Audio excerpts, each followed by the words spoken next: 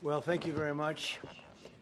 That was very unexpected, but incredibly acted upon by Secret Service and law enforcement. And this was an event dedicated to freedom of speech that was supposed to bring together members of both parties with members of the press. And in a certain way it did, because the fact that they just unified, I saw a room that was just totally unified. It was in one way very beautiful, a very beautiful thing to see. A man charged a security checkpoint armed with multiple weapons, and he was taken down by some very brave members of Secret Service, and they acted very quickly and have just released, for purposes of transparency, clarity, I've ordered it to be put out. You probably have it by now. Put out on Truth and put out on many other platforms. A tape showing the violence of this thug that attacked our Constitution, and also showing how quickly Secret Service and law enforcement acted on our country's behalf. Really did a great job. One officer was shot, but saved by the fact that he was wearing obviously a very good bulletproof vest. He was shot from very close distance with a very powerful gun, and the vest did the job. I just spoke to the officer, and he's doing great. He's in great shape. He has very high spirits, and we told him we love him and respect him, and he's a very proud guy.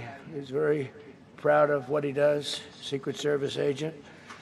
And we looked at all of the conditions that took place tonight, and I will say, you know, it's not a particularly secure building, and I didn't want to say this, but this is why we have to have all of the attributes of what we're planning at the White House. It's actually a larger room, and it's much more secure. It's drone-proof, it's bulletproof glass. We need the ballroom. That's why Secret Service, that's why the military are demanding it. They've wanted the ballroom for 150 years for lots of different reasons, but today's a little bit different, because today we need levels of security that probably nobody's ever seen before. But everyone owes a tremendous debt of gratitude to the courage of law enforcement, the law enforcement, and working with the D.C. police, and we just spoke with the mayor. And when we're finished, the police chief is going to take over and discuss it also from their viewpoint. But they also performed exactly as they were supposed to, and you see the attacker in different positions, but you also see the attacker totally subdued and under control. So as you know, this is not the first time in the past couple of years that our republic has been attacked by a would-be assassin who sought to kill.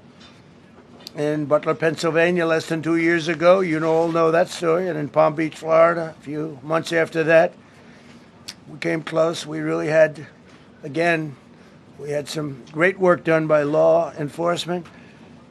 But in light of this evening's events, I ask that all Americans recommit with their hearts in resolving our difference peacefully. We have to resolve our differences. I will say, you had Republicans, Democrats, independents, conservatives, liberals, and progressives.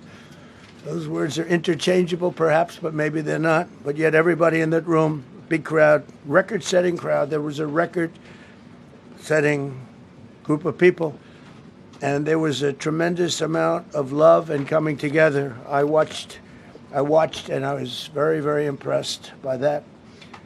But First Lady and I were taken very well care of, very quickly rushed off the stage. Vice President J.D. Vance, who's here, was likewise beautifully done. He was just saying how quickly everybody acted, law enforcement, Secret Service in particular in this case, but law enforcement. Marco had the same thing. Pete was there. Pete didn't want any help. He didn't want anybody to help him. He doesn't want anybody to help him, but he did get some, didn't you? And I think you also said that it was very impressive. So with that, I'd like to ask Todd Blanche to come up, say a few words, and tell you it's already underway. The man has been captured. They're going to his apartment. I guess he lives in California, and he's a sick person, a very sick person. And we don't want things like this to happen. I think it's very important that I say, though, and I told the representatives of the evening, they did such a beautiful job. It was such a beautiful evening. And again, they're talking about free speech in our Constitution. That's what it's all about, not just White House correspondence. It was really based on free speech in our Constitution. But I said very importantly that we'll do it again within the next 30 days, and we'll make it bigger and better and even nicer. So I just want to thank everybody that was involved. I also want to thank the press, the media. You've been very responsible in your coverage. I will say I've been seeing what's been out. You've been very responsible. So Todd Blanche, I'd like to say a few words, and then we're going to have cash. And then you're going to go on. We can ask, I guess we can take a couple of questions. I want to thank the First Lady that was a rather traumatic experience for her. There was a lot of action taking place up there very quickly. But again, the response time was really incredible. And we're going to reschedule. We're going to do it again. We're not going to let anybody take over our society. We're not going to cancel things out because we can't do that. We wanted to stay tonight. I will tell you, I fought like hell to stay. But it was protocol. They said, please, sir, because they didn't know there was a lot of action going on, and they didn't know could there be probably a lone shooter, but we'll find out. We'll find out very quickly. They have it very well under control. So I want to thank everybody very much. And Todd Blanche, please.